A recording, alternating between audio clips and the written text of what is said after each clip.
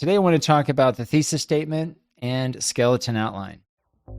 Hello, my name is Benjamin Stewart at benjaminlstewart.net, making teaching and learning more transparent.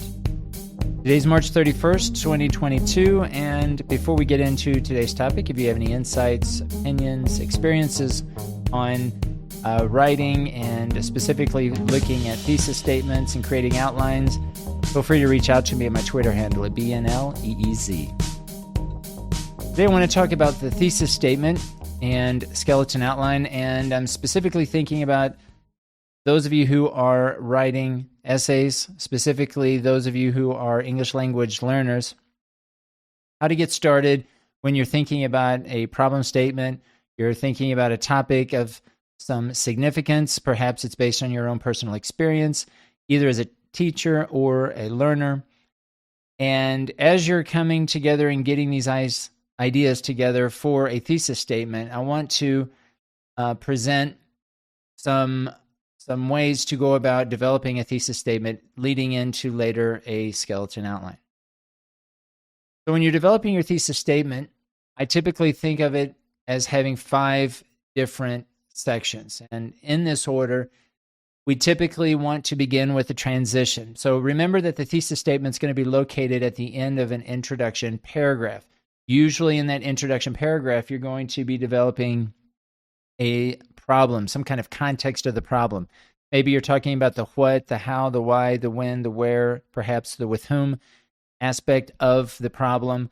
And that's going to be really the basis of an introduction paragraph. You'll begin with a hook, you'll conclude with a thesis statement, but you'll be developing the problem, the context of the problem there within the introduction paragraph.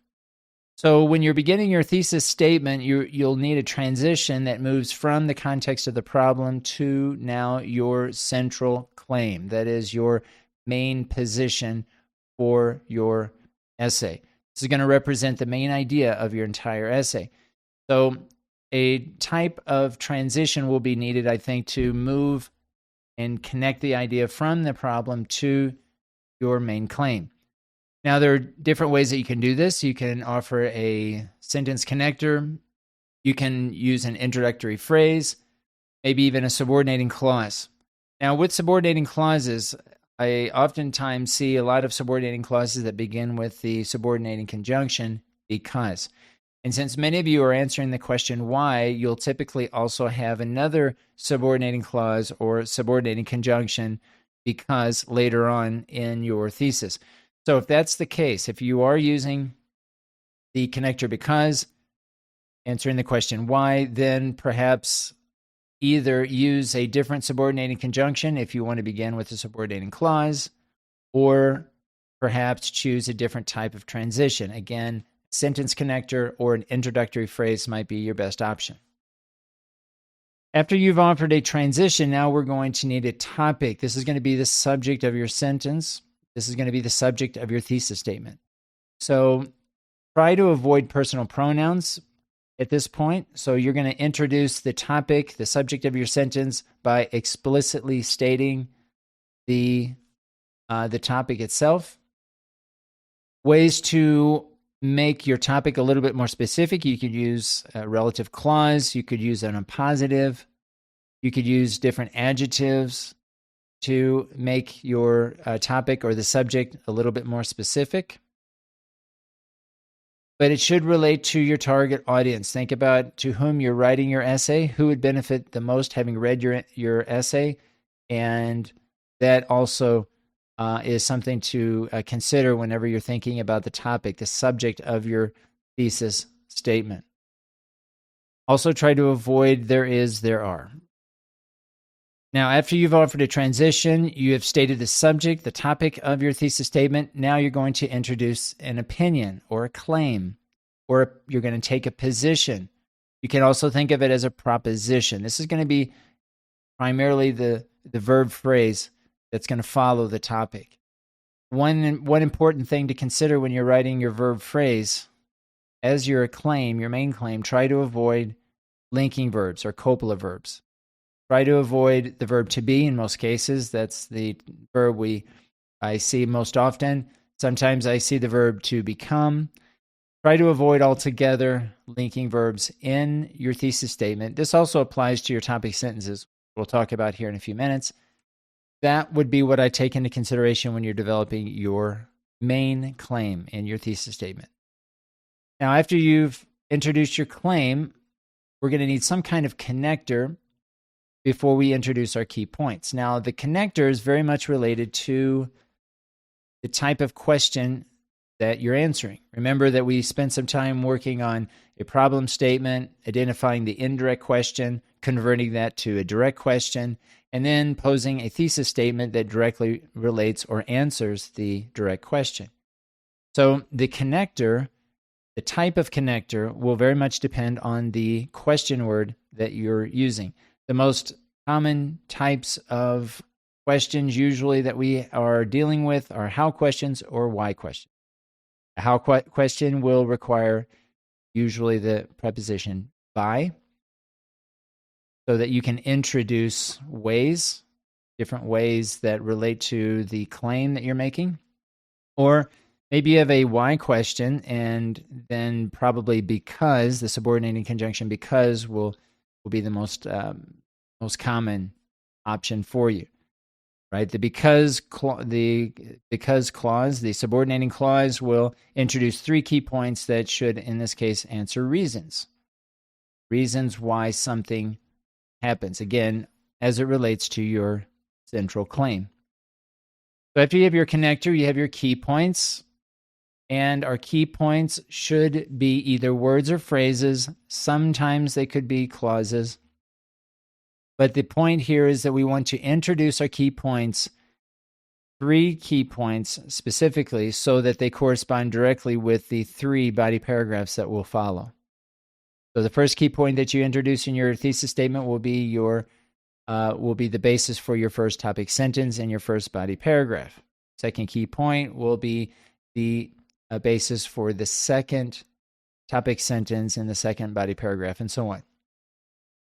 So your 5 main parts to a thesis statement are as follows: the transition, topic, your main claim or position, a connector of some kind or a preposition, and then you'll conclude with 3 key points. And because we have 3 key points, we'll need the serial comma. We'll have 3 points, and we'll need 2 commas there to separate the first 2 points before saying and then listing the third key point.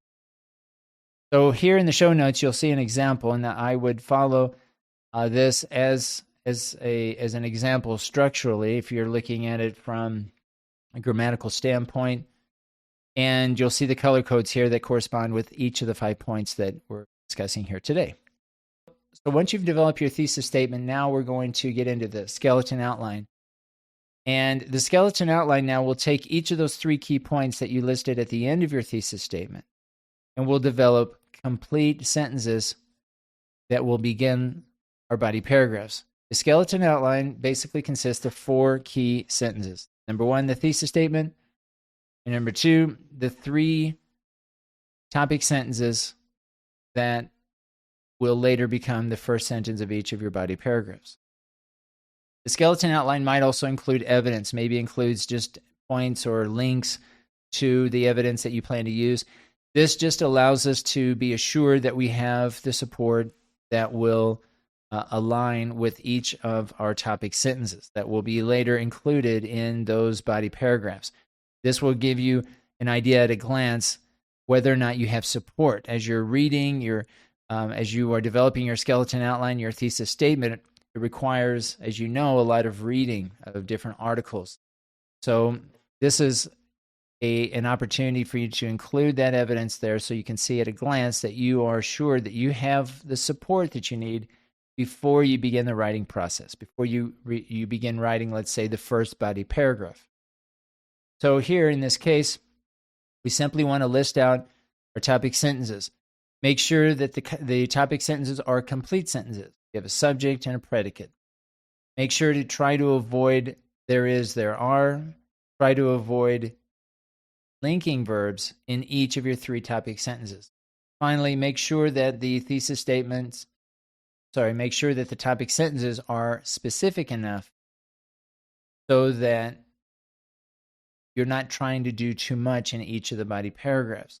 The topic sentences should state an idea that's more specific than the idea that you presented in your thesis statement. But I would use some degree direct repetition, that is, repeat some of the same key words that you're using in your thesis statement. As you have listed as your key points, use those same words in your topic sentences. In most cases, and many cases probably, it's going to be your best option to include it as a subject of your topic sentences, those key words that you included in the topic sentences. Now, maybe that's not always the case, but certainly consider how you or where you can place those key words so that they stand out. They have an impact when you're developing your topic sentence. So this is the relationship here between the thesis statement and the skeleton outline, making sure that we're aligning the evidence to the topic sentences within each body paragraph, and that we're aligning the topic sentences back to the key points that we have listed at the end of our thesis statement. My name is Benjamin Stewart at benjaminlstewart.net. Thanks for listening.